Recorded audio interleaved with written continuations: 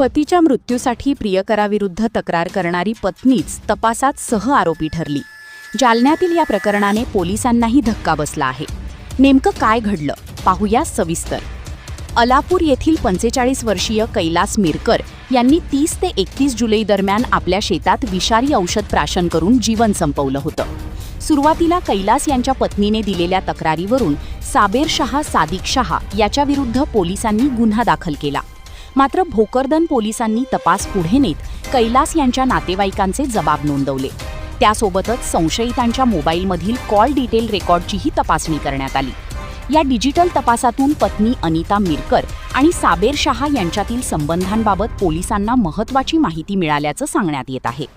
पोलिसांच्या तपासानुसार कैलास यांना पत्नी आणि तिच्या कथित प्रियकराकडून मानसिक त्रास होत असल्याचा संशय व्यक्त करण्यात आला आहे. त्यानंतर तपासाची दिशा बदलली आणि तक्रारदार असलेल्या अनिता मिरकर यांनाच या प्रकरणात सह आरोपी करण्यात आलं. 20 ऑगस्ट रोजी अनिता यांना अटक करून न्यायालयात हजर करण्यात आलं. त्यानंतर न्यायालयाने त्यांची न्यायालयीन कोठडीत रवानगी केली आहे.